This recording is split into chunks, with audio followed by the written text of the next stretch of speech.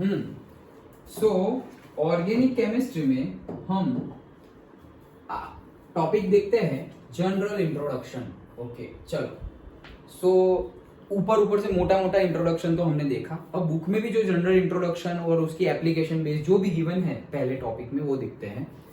Organic compounds are vital for sustaining life on earth and include complex molecules like genetic information bearing deoxyribonucleic acid DNA and protein that constitute essential compounds of our blood, muscles and skin. Okay, तो क्या बोल रहे हैं कि भाई ये जो organic compounds है, ऑर्गेनिक केमिस्ट्री में जो बनने वाले ऑर्गेनिक कंपाउंड्स है वो बहुत ज्यादा इंपॉर्टेंट है टू फॉर से sustaining life on earth also. और उसमें कॉम्प्लेक्स मॉलिक्यूल्स भी आ जाते हैं, जीनेटिक इंफॉर्मेशन जिसके अंदर होती है, हमने पढ़ा था 10th में भी, डीएनए, डीऑक्सीरिबोन्यूक्लिक एसिड, और प्रोटीन्स भी जिसके अंदर एसेंशियल कंपाउंड्स होते हैं। हमारी बॉडी में सबसे इंपॉर्टेंट पता है क्या है? जो भी हो वो, मतलब जो प्रोसेस अच्छे से सब चलती रहे, प्रोटीन, और वही हम सबसे कम खाते हैं। ओके, हम सबसे कम क्वांटिटी किसकी लेते हैं? प्रोटीन की। कार्ब्स हो, और फिर से कार्ब्स के बाद फाइबर्स है, ओके, प्रोटीन है और फैट है। सबसे कम हम लेते हो वो है प्रोटीन। फिर दूसरा उसके जितना है उससे थोड़ा ज्यादा लेंगे वो है फाइबर, जो वेजिटेबल्स में से हमें मिल जाता है। सबसे ज्यादा हम खाते हैं क्या? Carbs and fat. Okay, but वो सबसे कम खाना चाहिए, उल्टा होना चाहिए, सीक्वेंस उल्टा होना चाहिए। कार्ब्स और फैट खाना चाहिए, वो भी अच्छा है, ओके, बट सबसे कम।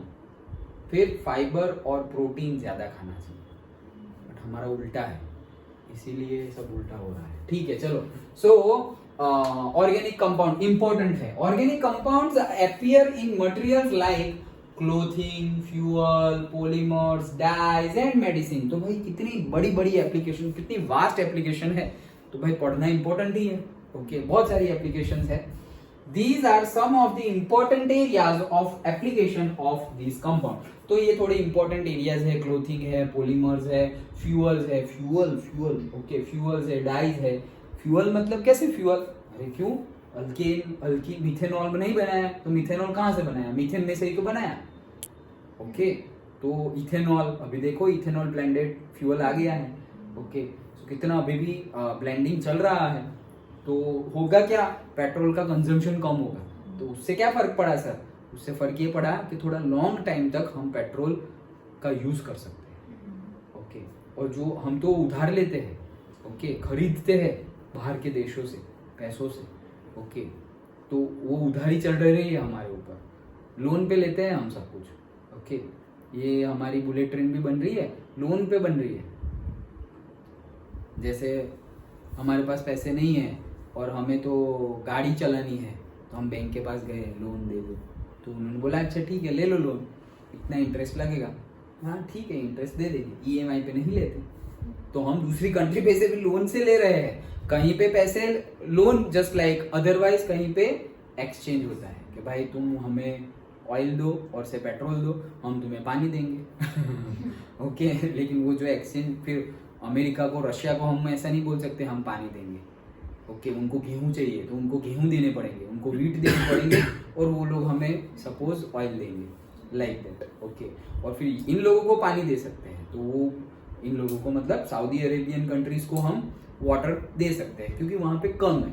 ओके, वहां नर्मदा का पानी पहुंचाने की बात चल रही है, सोचो कहां? Saudi Arabia. सोचो, बात चल रही है। हम सोचेंगे सर कैसे? अरे कैसे क्या, अभी हम सोचेंगे कि भाई ये पानी राजस्थान जा रहा है, हम मानेंगे कि जा रहा है, तो राजस्थान तक जा रहा है पूरा स्टेट क्रॉस करके। ओके, सोचो हमें तो सिर्फ कैपेसिटी ही बढ़ानी है ना रिजर्वॉयर की, कितना तो बाहर चला जा रहा है। अभी देखो ऐसा फ्लड आ रहा है, कितना फ्लड, पानी, बारिश ज्यादा हो गई तो इस बार तो बढ़िया बारिश हुई है। ओके, तो कितना पानी। ओके, बट वो सब बातें अभी बहुत, फिर वो तो चलता ही जाएगा, जनरल बातें में तो जनरल चलती ही जाएगी। अच्छा चलो, तो बहुत ज्यादा एप्लीकेशंस है, ठीक है। अब मेन इसकी हिस्ट्री पे आते हैं, ऑर्गेनिक केमिस्ट्री की हिस्ट्री पे आते हैं। Science of organic chemistry is about 200 years old, बस इतना ही है। ओके ओके, 200 साल पुराना ही है। Around the year 1780 chemist began to distinguish between organic compounds obtain from, ये हिस्ट्री से याद आया, पहले के लोग क्या मानते थे पता है? पहले के लोग ये मानते थे कि जो भी लिविंग है, लिविंग ओके मतलब डिफरेंशिएट कर दिया था कि लिविंग मतलब organic chemistry and non living मतलब इनऑर्गेनिक केमिस्ट्री। तो कंपाउंड भी वैसे ही होंगे ओके कि हमें जो भी मिल रहा है, जैसे कि हमें सॉल्ट मिला तो कहाँ से मिला? तो भाई ओशन में से मिला। मिनरल्स मिले कहाँ से मिले? ओशन में से, अर्थ क्रस्ट में से मिनरल्स मिले, पहाड़ पे से मिले। तो ये सब क्या है? Non living okay. तो लेकिन वो सब क्या है? उसमें तो कार्बन है ही नहीं, मतलब मेनली कार्बन नहीं है ओके। तो वो इनऑर्गेनिक है। तो इनऑर्गेनिक नॉन लिविंग में से मिलता है और ऑर्गेनिक लिविंग में से मिलता है, जैसे कि एनिमल्स, जैसे कि प्लांट्स ओके। तो वैसी मेंटालिटी, वैसा माना जाता था, सही नहीं है लेकिन वैसा माना जाता था। फिर एक साइंटिस्ट आया जिसने ऑर्गेनिक कंपाउंड बनाया, और वो भी किसमें से? तब तक क्या माना जाता था कि भाई इनऑर्गेनिक मतलब नॉन लिविंग, ऑर्गेनिक मतलब लिविंग। और अगर तुम्हें कोई ऑर्गेनिक कंपाउंड बनाना है तो तुम्हें लिविंग में से ही बनाना पड़ेगा, तुम्हें इनऑर्गेनिक कंपाउंड बनाना है तो तुम्हें नॉन लिविंग में से ही बनाना पड़ेगा। तो एक भाई साहब आए और डायरेक्टली इनऑर्गेनिक में से ऑर्गेनिक कंपाउंड बना दिया, इनऑर्गेनिक में से ऑर्गेनिक कंपाउंड बना दिया। तब सब उठे, ओह ऐसा भी हो सकता है, चलो तो फिर बनाते हैं, कितना बनाना है ओके। तो देखो वही स्टोरी है। Around the year 1780, chemists began to distinguish between organic compounds obtained from the plants and animals. Organic compounds कहाँ से? Plants और animals में से, and inorganic compounds prepared from the mineral sources. मतलब आ गया ना living and non-living. Okay. Berzelius, a Swedish chemist, proposed that a vital force was responsible for the formation of the organic compound. तो ये बर्जेलिस ने बोला कि भाई एक वाइटल फोर्स है जिसकी वजह से ऑर्गेनिक कंपाउंड बनते हैं। ऑर्गेनिक वाइटल फोर्स मतलब लिविंग में से आता है ना, ऑर्गेनिक ऐसा माना जाता था, लिविंग में से आता है। तो लिविंग चीजें कहां से है? हमें ही नहीं पता कहां से है, तो है बस, तो है। वो बोलेंगे पहला लिविंग क्रिएचर कहां से आया, हमें थोड़ी पता है कहां से आया भाई। ओके डन, साइंस इतना आगे तो बढ़ा नहीं, एक पॉइंट पे आके तो उसको चलो अभी हाँ। सो however this notion was rejected 1828। तो भाई बर्जेलिस क्या मान रहा था कि कोई वाइटल फोर्स है, क्यों? क्योंकि ऑर्गेनिक कंपाउंड तो ऑर्गेनिक कंपाउंड में से ही बनेगा, वो हम मान रहे हैं। तो फिर ऑर्गेनिक कंपाउंड बनाना है तो कुछ ना कुछ लिविंग तो चाहिए ही। लेकिन however this notion was rejected in 1828 okay. मतलब ऑलमोस्ट कितने साल हो गए? 50 साल हो गए, 50 years। when Wohler synthesized, F Wohler ने बनाया को केमिस्ट्री में बोलते हैं सिंथेसाइज ओके।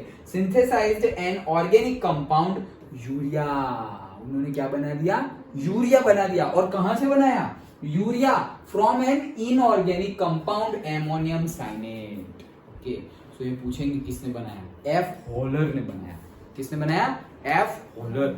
सो एफ होलर ने 1828 में इनऑर्गेनिक कंपाउंड में से ऑर्गेनिक कंपाउंड बना दिया। इनऑर्गेनिक कंपाउंड था एमोनियम साइनेट और ऑर्गेनिक कंपाउंड था हमारा यूरिया। यूरिया का फॉर्मूला याद रखना, NH2CONH2 ये वाला ओके। सो इसको गर्म करते हैं, एमोनियम साइनेट को, NH4CNO को गर्म करेंगे, सो हमें यूरिया मिल जाएगा। ये आया तो फिर उनकी बात गलत हो गई बर्जेलिस की, क्योंकि बर्जेलिस ने क्या बोला था कि भाई कोई वाइटल फोर्स चाहिए, कुछ ना कुछ तो चाहिए ही, नहीं तो तुम ऑर्गेनिक मतलब तुम लिविंग में से ही लिविंग बना सकते हो ओके। लेकिन यहाँ बोले नहीं, मैंने नॉन लिविंग में से लिविंग बना दिया ओके, लाइक दैट।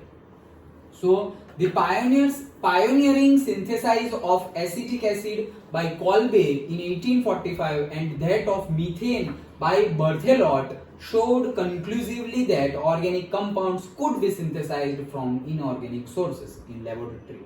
तो ये लोग ने, ये दोनों का नाम भी याद रखना, कॉल्बे एसिटिक एसिड बनाया था एंड मीथेन बर्थेलॉट। ये कॉम्पिटिटिव एग्जाम के लिए, वैसे स्कूल में नहीं पूछेंगे ओके। सो लेकिन वो ऊपर वाले दो केमिस्ट के पूछेंगे, बर्जेलिस वाला और एफ होलर वाला, ये पूछा जाता है, स्कूल की बात कर रहा हूँ ओके।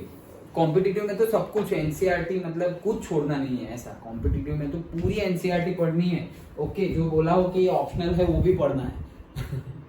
अच्छा, so could be synthesized from inorganic sources in a laboratory. तो ये दो भाई साहब ने बना दिए, मीथेन बना दिया, एसिटिक एसिड बना दिया, और बोला कि भाई इनऑर्गेनिक में से भी ऑर्गेनिक कंपाउंड्स बन सकते हैं। The development of electronic theory of covalent bonding. तो electronic theory of covalent bonding assured organic chemistry into its modern shape। तो जैसे जैसे ये कोवेलेंट बॉन्डिंग की इलेक्ट्रॉनिक थियरी अस्तित्व में आई, मतलब कि ऑन प्रेजेंस डेवलप हो गई, ओके, तब जाके ऑर्गेनिक केमिस्ट्री अपना मॉडर्न फॉर्म में आ गई। ओके, पहले तो बस इतना सिंपल सिंपल इनऑर्गेनिक में से ऑर्गेनिक, ऑर्गेनिक में से ऑर्गेनिक, इतना ही। लेकिन ऑर्गेनिक में से ऑर्गेनिक बनाना कोई बड़ी बात नहीं है, वो हम बना भी नहीं सकते, वो तो हम कहीं से ले आए। क्यों? जैसे कि हमने प्लांट में से हमने प्लांट खाया, तो मैंने बोला कि भाई मैंने ऑर्गेनिक कंपाउंड खाया, तो भाई वो तो उसमें ऑर्गेनिक कंपाउंड था ही तो खाया ना, तुमने थोड़ी बनाया। लेकिन यहाँ पे इनऑर्गेनिक में से ऑर्गेनिक बनाया है। Okay, so generally plant and animals में हम किससे बने हुए हैं? We are organic compounds, we are organic compounds. Okay, so हमारे में भी सबसे ज्यादा क्या है? कार्बन। कार्बन मतलब जो काला काला दिखे वही कार्बन, ऐसा नहीं है। ओके, सो इट्स नॉट कि ओनली कार्बन, ओके, बट कहने का मीनिंग है वी एनिमल्स एंड से प्लांट्स में से जो आता है उसको हम ऑर्गेनिक बोलते थे, वो माना जाता था। लेकिन यहां से हमें पता चला कि ऐसा कोई लिविंग नॉन लिविंग वाला कोई केस है ही नहीं, किसी में से भी कोई भी चीज बना सकते है। कंपाउंड की बात चल रही है कि हम इनऑर्गेनिक में से भी ऑर्गेनिक कंपाउंड्स बना सकते हैं। अंडरस्टूड? ओके, तो ये हमारा छोटा सा जनरल इंट्रोडक्शन था। समझ में आया? इसमें से एक एक मार्क के क्वेश्चंस पूछ सके वो कौन कौन से हैं कि भाई ऑर्गेनिक केमिस्ट्री की एप्लीकेशंस कौन कौन सी इंडस्ट्री में होती है। तो वो बोला, वो पॉलीमर है, क्लोथिंग है, फ्यूल्स है, वो सब बोला ना। ओके, वो सब। एंड देन कौन कौन से साइंटिस्ट ने क्या, तो बर्जेलिस ने बोला था कि कोई ना कोई वाइटल फोर्स तो चाहिए टू मेक और to synthesize an organic compound. Okay, ये उन्होंने बोला, लेकिन उनकी बात गलत हो गई। व्हेन एफ होलर ने इनऑर्गेनिक कंपाउंड एमोनियम साइनेट में से बना दिया organic compound urea. Okay, NH2CONH2 वो बना दिया, तो उनकी बात गलत हो गई। अच्छा, ठीक है। फिर तो आगे बढ़कर एसिटिक एसिड एंड मीथेन भी बनाया लेबोरेटरी में, तब जाके साइंटिस्ट सब ने मान लिया कि यस, इनऑर्गेनिक कंपाउंड में से ऑर्गेनिक कंपाउंड्स बन सकते हैं। और फिर कोवेलेंट कैरेक्टरिस्टिक्स, मतलब कोवेलेंट बॉन्डिंग, इलेक्ट्रॉन जब शेयरिंग होता है और कोवेलेंट बॉन्ड बनता है, वो सारी थियरी डेवलप होने के बाद तो ऑर्गेनिक केमिस्ट्री का मॉडर्न फॉर्म, मतलब ऑर्गेनिक केमिस्ट्री बहुत ज्यादा डेवलप हुई। और अभी जो हम देख रहे हैं ऑर्गेनिक केमिस्ट्री, वो यही सब रिसर्च की वजह से है। ओके, तो अराउंड 200 इयर्स की उसकी हिस्ट्री है साइंस में, जो हम पढ़ रहे हैं उसमें। ओके, हमारे स्क्रिप्चर्स के अकॉर्डिंग तो बहुत पुरानी हिस्ट्री है। तुम 11th का फर्स्ट चैप्टर केमिस्ट्री का अच्छे से पढ़ना, general knowledge point of view, not exam point of view, general knowledge point of view. वो स्कूल में भी नहीं करवाया होगा। ओके, और हमने भी किया था, लेकिन हमने सारा नहीं किया था।